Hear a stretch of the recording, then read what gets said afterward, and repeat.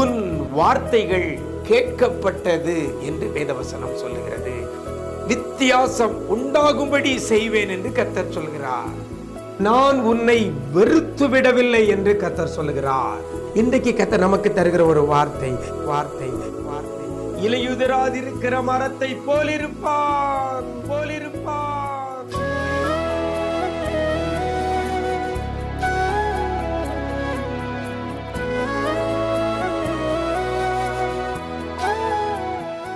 கிறிஸ்துவில் பிரியமானவர்களே, ஆண்டவரும் இரட்சகருமாக இயேசு கிறிஸ்துவின் ஈடு இணையற்ற நாமத்தில் உங்களுக்கு அன்பின் வாழ்த்துக்கள். நல்லா இருக்கிறீங்களா?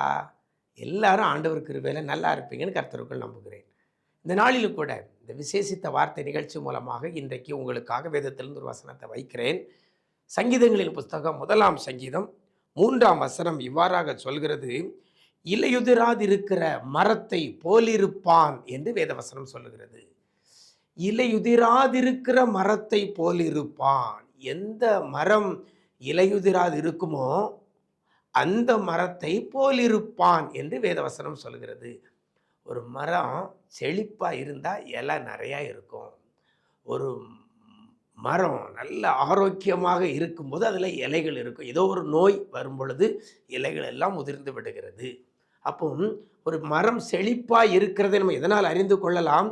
அதில் இருக்கக்கூடிய இலை அப்படி தழை அப்படி கொழுமையாக இருக்கிறத பார்த்து தான் அது செழிப்பாக இருக்குதுன்னு சொல்லுவோம்.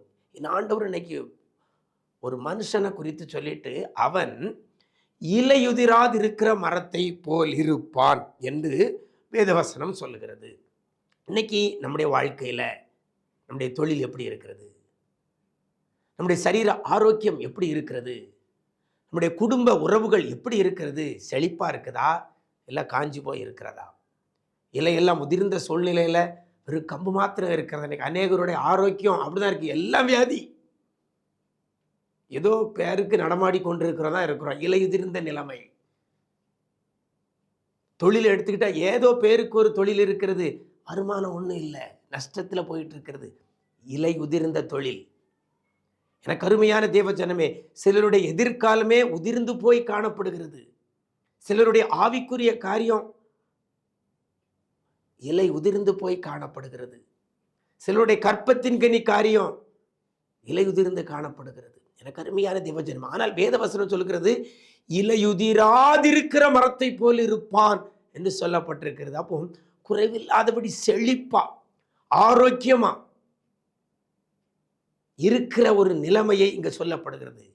யார் இலையுதிராதிருக்கிற மரத்தை போல் இருப்பான் அப்படின்னு சொல்லி பார்த்தீங்கன்னா 2 வசனத்தில் அழகா சொல்லப்படுகிறது, கர்த்தருடைய வேதத்தில் பிரியமாய் இருந்து இரவும் பகலும் அவருடைய வேதத்தில் தியானமாய் இருக்கிற மனுஷன் அவன்தான் இலையுதிராதிருக்கிற மரத்தை போல் இருப்பான்.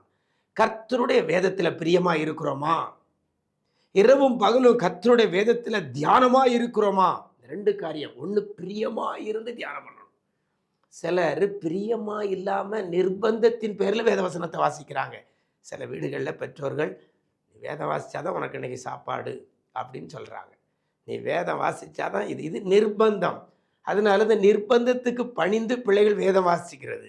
அப்படி அல்ல, பிரியமாயிருந்து. அவசரம் தெளிவாய் சொல்கிறது, கர்த்தருடைய வேதத்தில் பிரியமாயிருந்து இரவும் பகலும் அவருடைய வேதத்தில் தியானமாயிருக்கிற மனுஷன் பாக்கியவான். அவன் தான் நீர்க்கால்களின் ஓரமாய் நடப்பட்ட மரமாயிருப்பான்.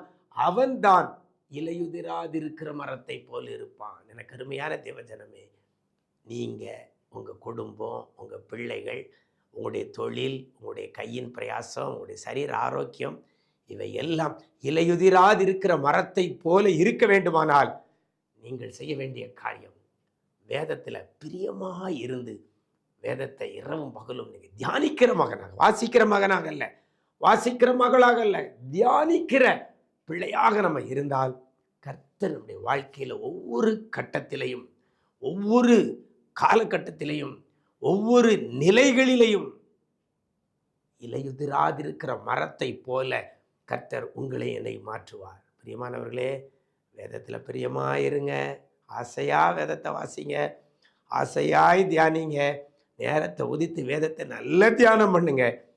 கர்த்தர் உங்களையும் இலையுதிராதிருக்கிற மரத்தை போல உங்களை மாற்றுவார். உங்கள் தொழில் இலையுதிராதிருக்கிற மரத்தை போல இருக்கும்.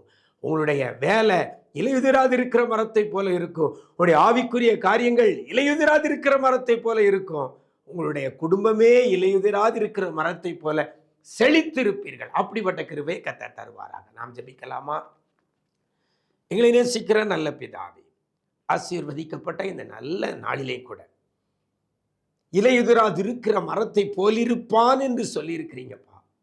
இந்த நாளிலே கூட இலையுதிராதிருக்கிற மரத்தை போல ஒவ்வொரு பிள்ளைகளையும் தேவனாகிய கர்த்தர் மாற்றுவீராக. என் வாழ்க்கை எல்லாம் இழந்த நிலையில இருக்கிறேன், எல்லாம் உதிர்ந்து போய் இருக்கிறது, தனியா இருக்கிறேன், நிர்பந்தமான சூழ்நிலையில் இருக்கிறேன் என்று சொல்லி இந்த வேளையில இணைந்து ஜெபிக்கிற பிள்ளைகளை உடைய கரத்தில் கொடுக்கிறோம். இலையுதிர்ந்த போல காணப்படுகிற மரங்களை, அப்படிப்பட்ட மனிதர்களை, அப்படிப்பட்ட பிள்ளைகளை ஒரு செழிப்புள்ள பிள்ளைகளாக நீங்க மாற்றுவீராக. யாரெல்லாம் வேதத்தில் பிரியமாய் இருந்து தியானமாய் இருக்கிற பிள்ளைகளாக தன்னை மாற்றிக்கொள்கிறார்களோ, ஆசையாய் வேத வசனத்தை வாசித்து தியானிக்கிற பிள்ளைகளை ஆண்டவரே ஒரு செழிப்புள்ள ஒரு வாழ்க்கைக்குள்ள கொண்டு போவீராக. குறைவில்லாதபடி நிறைவான வாழ்க்கையில கொண்டு போங்கப்பா. நன்மையும் கிருபையும் தொடரட்டும் ஆண்டவரே. இதிலும் பெரிதானவைகளை காண உதவி செய்யுங்க. இன்னைக்கு பிள்ளைகள் எங்க போறாங்களோ அப்படி சமூகம் முன் செல்லட்டும். செய்கிற காரியம் அத்தனையும் வாய்க்கட்டும் ஆண்டவரே. ஒரு செழிப்புள்ளதாக மாற்றுங்க. தொழிலை, சரீர ஆரோக்கியத்தை செழிப்புள்ளதாக மாற்றுங்க. குடும்ப சமாதானத்தை செழிப்புள்ளதாக மாற்றுங்க. தேவன் நீர் செய்ய போறதற்காக நன்றி சொல்லுகிறோம். கிருபைகள் பெருகட்டும். இதிலும் பெரிதானவைகளை காண உதவி செய்யுங்க. மீட்பர் இயேசுவின் மூலம் ஜெபிக்கிறோம் நல்ல பிதாவே. ஆமென், ஆமென். பிரியமானவர்களே, வேத மேல பிரியமாயிருந்து வேதத்தை இரவும் பகலும் வாசித்து தியானிங்க. கர்த்தர் உங்களை இலையுதிராதிருக்கிற மரத்தை போல செழிப்பாக மாற்றுவார். God bless you.